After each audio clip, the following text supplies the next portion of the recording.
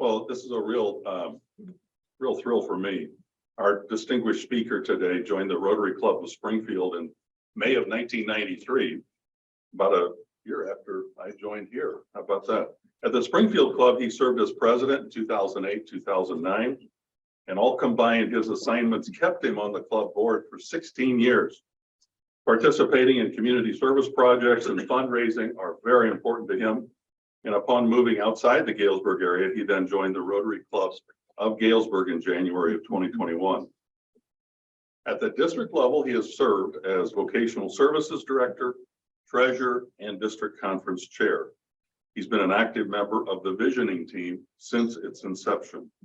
Beyond the club, he served Rotary at Midwest President-elect training in Itasca, first setting up and managing a great registration for our 450 plus annual attendees. And then he served as vice chair and chair. He and his wife, Julie, have two daughters, Heather and Rachel. Rachel's a former outbound exchange student and served as the president of the University of Illinois Rotaract Club, and later joined the DuPont Circle Rotary Club in Washington, D.C., where lunches I hear are about 150 bucks. But Rachel and her husband, Conrad, reside in Alexandria, Virginia with their son, John. The Millers have hosted several inbound youth exchange students, starting when Heather and Rachel were just 5 and 3 years old. He and Julie firmly believe in the mission of the Rotary Foundation and contribute annually. He is a member of the Paul Harris Society. He's an economist by education, graduating from University of Illinois. Professionally, his first career was that of a commercial banker.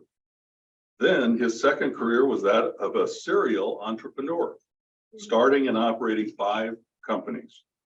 Most of the entities were cutting-edge information technology businesses created to solve customer problems. Would you please stand with me and give a warm Peoria-North welcome to District Governor Neal Miller.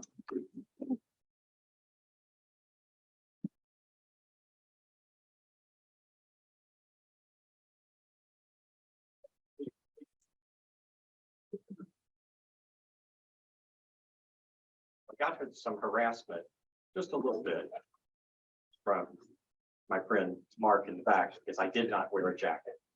But he did admit that when he did his district governor visits, he too did not wear a jacket. So thank you for leading, and I'm glad to follow your example. I've got a wireless for if you want. Oh, sure. I would love to do that.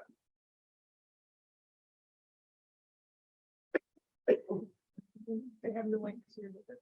Perfect. Thank you very much.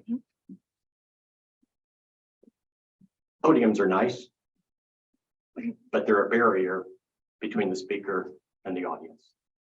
So I'm just going to sit down here and have a discussion. So Jason and his peers, were doing a survey earlier this year. And the question was, do you want me to come and do a formal presentation, 20-minute speech, or would you prefer a short presentation followed by an open discussion of all things Rotary? No real surprise. They said, give a short presentation, Neal. So that's what we're going to do. So I also provided a handout. You'll notice I'm not using PowerPoint. PowerPoints are nice, but my belief is that people see the information, they hear the information, they leave, and by the time they get back to their office or their home, most of that is gone. So I provided you the information and you can carry it with you. So most clubs recite the 4-way test sometime during their meeting. I firmly believe in the 4-way test. I try to live up to it as often as I can. But most Rotarians are not familiar with Rotary's vision statement. So you'll find Rotary's vision statement on the back of the pamphlet.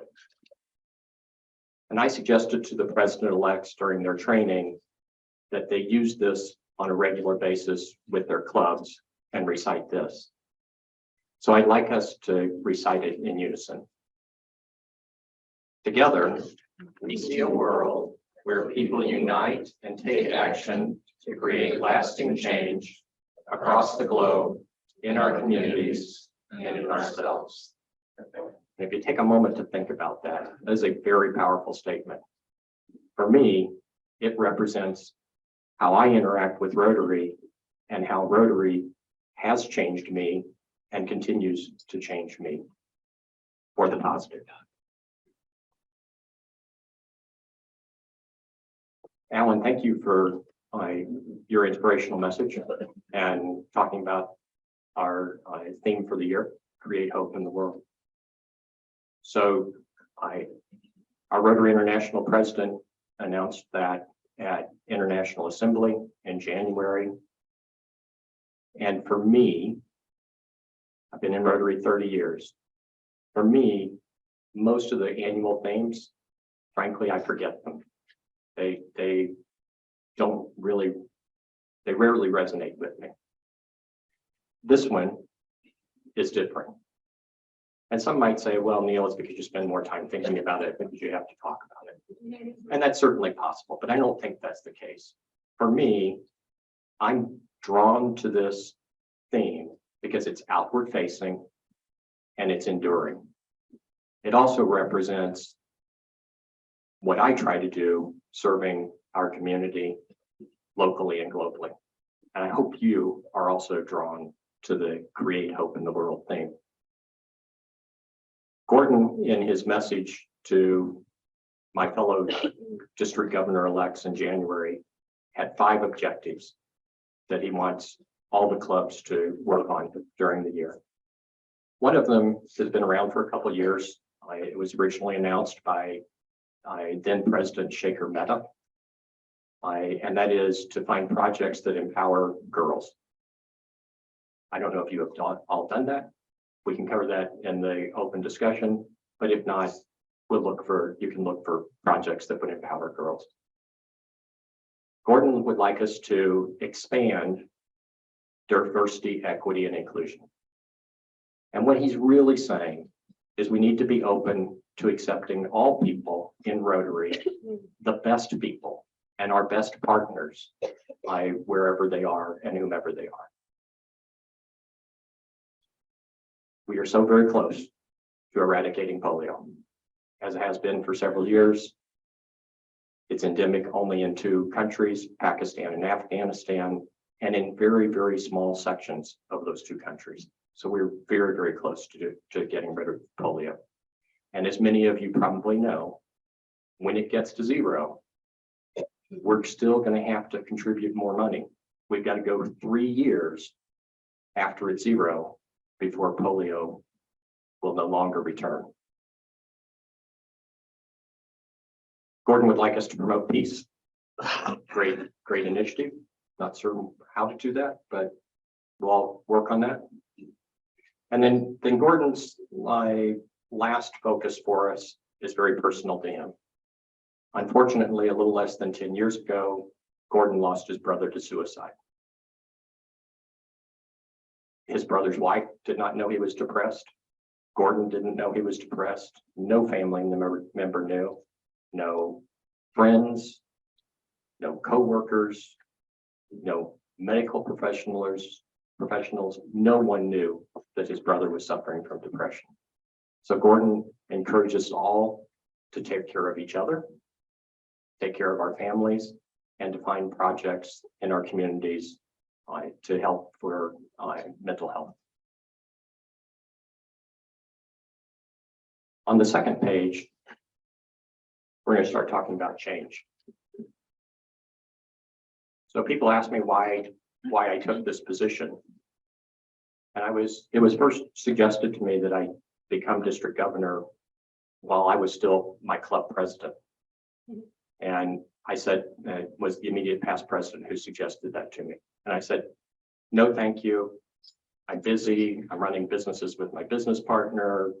Our children are in school. They have activities. No, thank you. Over time, some other people came and made the suggestion. And I said, no, thank you. I said no. And occasionally I said, oh, hell no. So why am I here today? My life is a little more flexible than it used to be, but that's not the reason I wanted to do this. I believe that Rotary has to change, And not only does it need to change, it needs to increase the pace of change.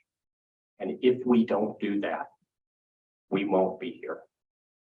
So that's why I took this position in my professional life, even as a commercial banker, which most people think that's pretty boring work. But certainly as a serial entrepreneur, I managed change. I thrive on change, and I'm willing to help clubs that are interested in change to accomplish that so that Rotary can be around for many, many years. Along those lines, when you're considering change, considering everything you do, your history, your traditions, new projects, new initiatives, new community service projects, I recommend that you review those through the lens of the 4 strategic priorities of Rotary's action plan, including, does it increase our impact? Does it expand our reach? Does it enhance participant engagement? And can it increase our ability to adapt?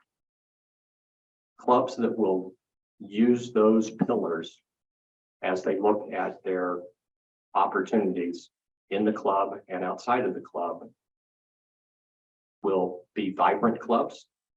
If they're not already, they will become a vibrant club. Vibrant clubs attract members and retain members. And the more members we have, the more we can do.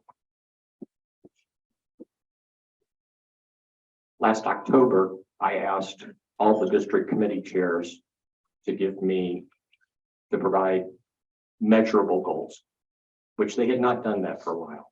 And it was a struggle for some of them. And for me, if it's not a measurable goal, it's a wish. They all provided measurable goals, and I want to talk to you about 3 of those goals. So the first one is to increase our membership by 5% net. Jason, how many members do you have, roughly? 121. 121. Good. I'm going to use 120 because I can probably do the math better. So statistically, across the globe, Rotary clubs will lose 15% of their members. Nothing they can do to stop that. You're going to lose 15% of your members. If you're more successful than that, great. But you should plan on losing 15%. So 15% of 12, 18, right? So you've got to get 18 just to stay stable. 5%, if you want to grow 5%, that's another 6, another 6. So you need 24 new members during the year in order to achieve a 5% growth. So who's the membership chair? Okay. All right. So is that a reasonable goal for you all? Okay, good. And if I can help in any way, if our membership committee can help, just ask, and we will do everything we can to help you. So across our district, only 1/3 of our members make any contribution to the Rotary Foundation. And we would like to increase that to 45%. Can we do that? Yes, I think we can. We need to look at contributions to the Rotary Foundation in a longer sense than just asking for big dollars. And you all are very generous. You are one of the highest contributing clubs in the district, and thank you very much. But we need more people to give, even if it's small amounts. I love the Rotary Foundation. And let me tell you part of the reason that I contribute to the Rotary Foundation. As Ron said, I'm an economist by education, and I was a banker. So I'm a financier. I like numbers. The Rotary Foundation is one of the most efficient charitable organizations anywhere. On the receiving of money that money comes from us. There's virtually no cost to receiving our contributions. On the other side, the money going out, the money goes to grants that Rotarians are managing on a volunteer basis. Again, very, very small costs. So money I contribute, I know the return on my dollars are significant because more of those dollars are getting to the projects. So if you're not contributing, please do. If you are contributing, please continue. So do you have an international service director? You're working on it. That's a position to fill. Okay, all right. So Rotary can show that clubs that have an international component are better at attracting and retaining members than clubs that don't. So what we would like to do, our district international service chair and I would like clubs to develop a club-to-club relationship with an international club. And in planning for that, I met with several of my peers at International Assembly, and I have names of clubs in other countries that are interested in having a relationship with a club in our district. So if you're willing to take that on, Jason, or whomever is going to be the international service chair, I got those names today and can introduce you to a club. But the objective is develop a long-term relationship. I did global grants when I was at the Springfield Club, and it was great. We felt good about it. But all I had to do was sign my name twice, once before the grant was funded and once when the grant was closed. And yeah, we got some pictures and we should feel good that we helped. But I think it's going to be so much more meaningful if you're funding and you're working on a project with an international club. You can hold joint meetings. If you really start to develop a relationship, much like municipalities have sister cities, Rotary calls it twinning, not particularly favored. That term is not particularly my favorite, but it's what Rotary calls it. You can have a twinning ceremony. Rotary will recognize that two clubs have a ongoing direct relationship.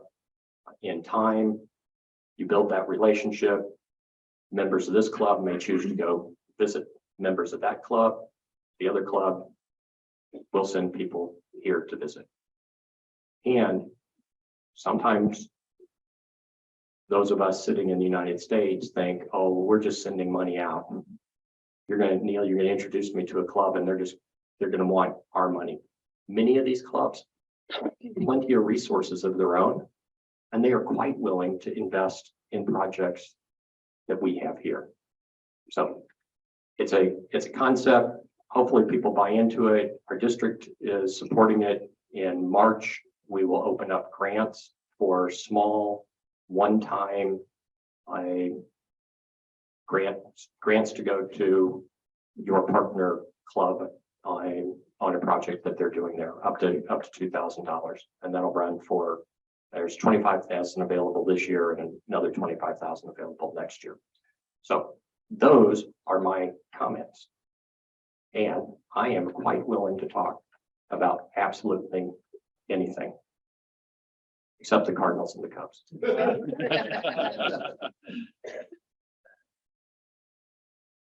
So you all have sent 4 RILA students out. Thank you very much.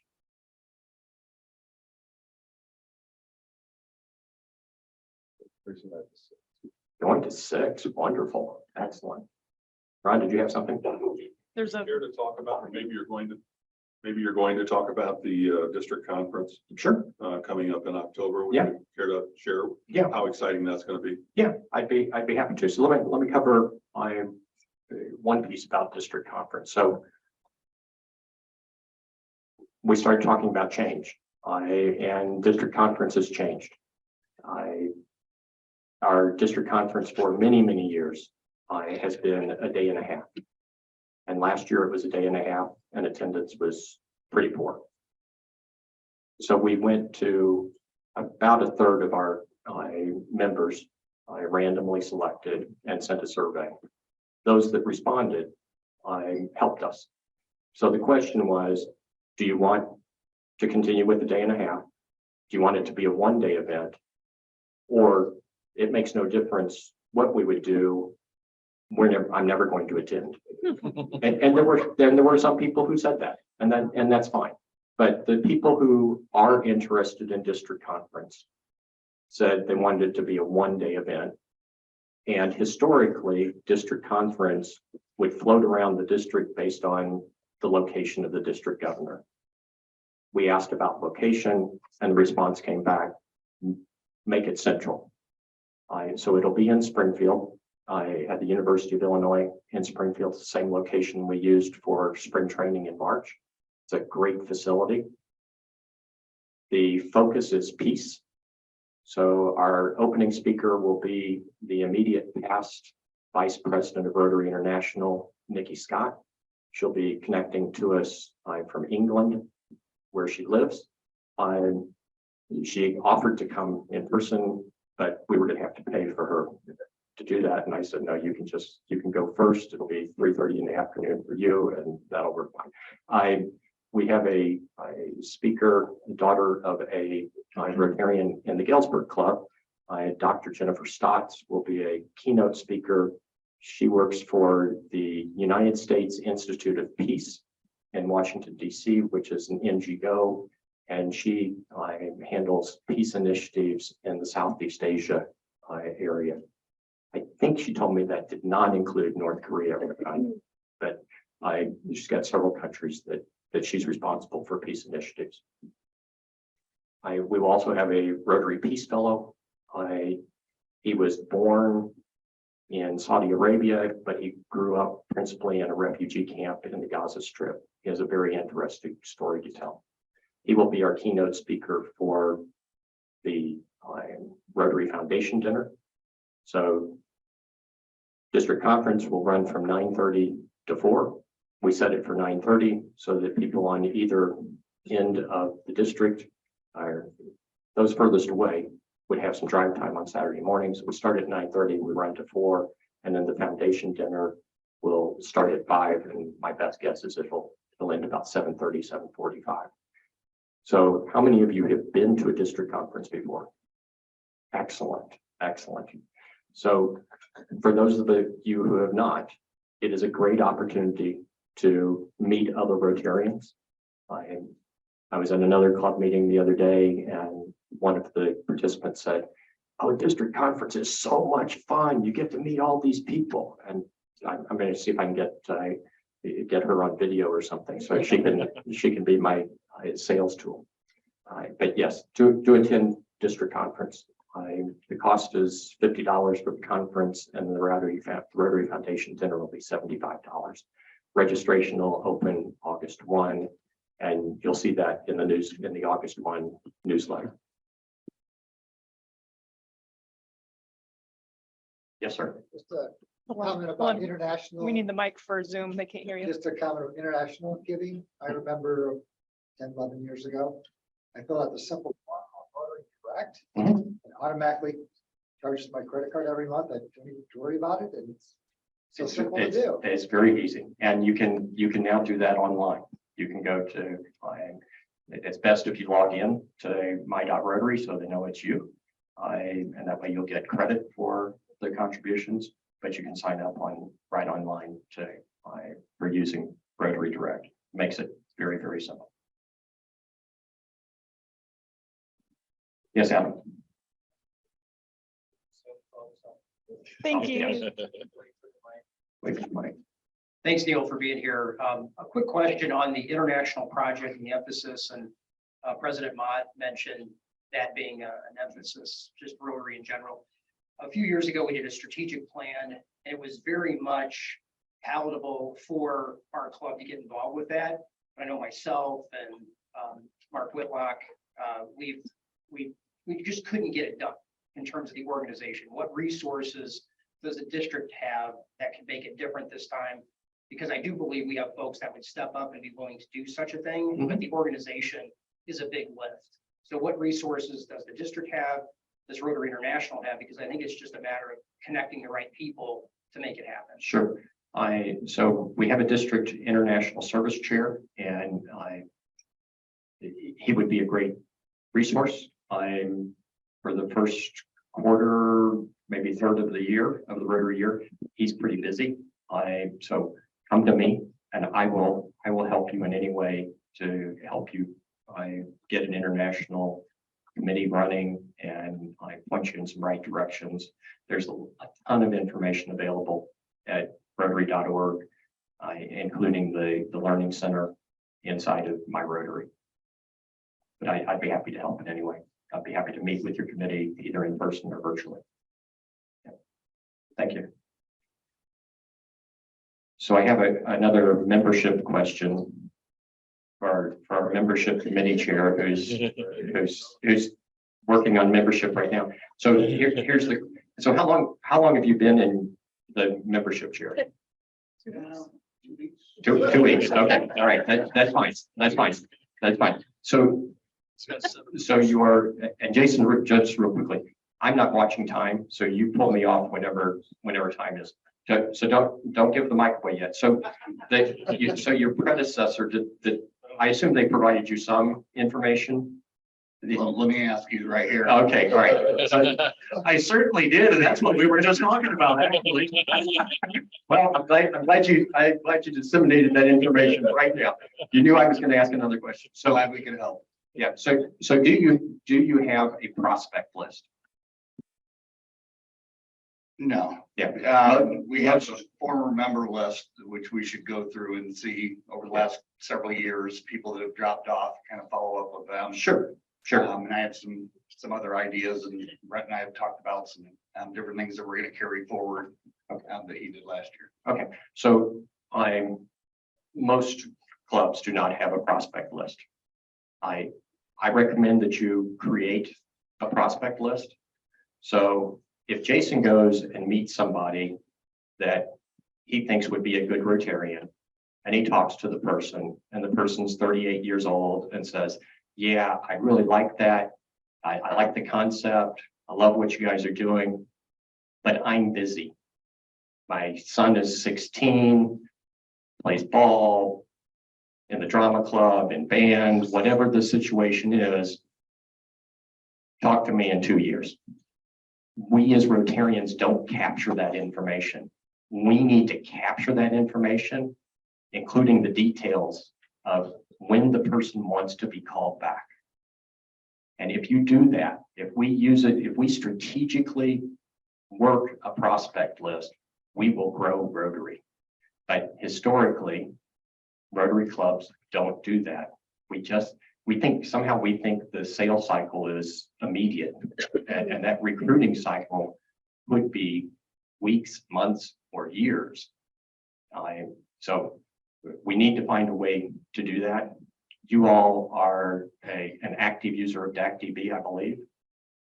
DACDB has a CRM module in it that's specifically designed to do that, including providing you reminders on a regular basis to take some action, which might just be a phone call to the person, 6 months after you saw them, and making a regular contact. The other thing I would encourage you. So how many people are on the board of directors? Raise your hands. Okay. At your board meetings, I suspect you probably review your financial statements. I would tell you that prospect list is equally as important as your financial statements. You need to be reviewing that prospect list, and you need to get that information out beyond the board and beyond the membership committee, because somebody who's not on that committee, Doug might know that name that Jason met, and Doug might come across that person, knows that name, and just provides an additional touch. Not a push that you have to come immediately, but making those multiple connections will attach people to the Rotary Club of Peoria-North. Yes. You have one thing on your list here that I don't know, Zambia maize. What's Yeah, that? yeah. So about 5 years ago, we had a vocational training team. It was funded by a Rotary Global grant.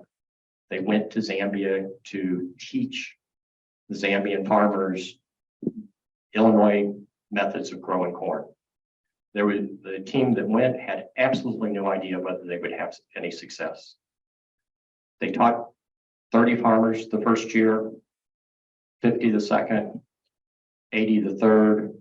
Last year it was 110. Our riparian who went back in June, there are multiple villages who now want to participate as well. So we actually have had 2 grants. One was the education grant, and then the most recent grant was actually mechanization. And you have to understand, these Zambian farmers are farming about an acre because that's all they have time to do. And some of them are farming with a stick. That's all they're using is a stick. They are sustenance farmers. In the first year, there's a picture of a mother who's the farmer and her daughter, and they had farmed part of the ground using the methods that the Illinois farmers suggested, and then part of the ground using their traditional Zambian methods. And the daughter's holding 2 ears of corn. So the one with traditional Zambian methods has made the ear of corn might have been 6 inches, and it had about 6 kernels on it. The ear of corn using the methodology the Illinois farmers provided was probably 30–40% longer, but it was nearly full of kernels. So the methodology is working, and more farmers want the assistance. The challenge for us, so the primary person that goes now is past district governor Eric Dolbear, who is a farmer. And the challenge is not only to grow it, but we've got a funding gap that we're going to run into real soon. We've used up all the money that we can get from the Rotary Foundation, so we have to find other sources of funding, and that's not going to come likely from the pockets of the people in this room. We're going to have to find foundations, and Growmark in Bloomington gave us $10,000 when we first asked. We think we can get some more from Growmark's foundation, but we need introductions to parties that have large sources of money so that we can grow the program further. Yes. Was this presented on at the district conference here in Florida? Yes. Yeah. I don't know that it was a district conference in Peoria, unless it was. Okay, I was not able to attend that one. So yes. My, Well, I unfortunately had someplace else to be. my ex-husband now was working with Growmark at the time, and so I made that connection. Yeah. So very Great. cool. Thank you very much. Thank you. Appreciate that. All right. Other questions? Other things you want to talk about? All right. They're quiet, Jason. So I'm gonna turn this back over to you.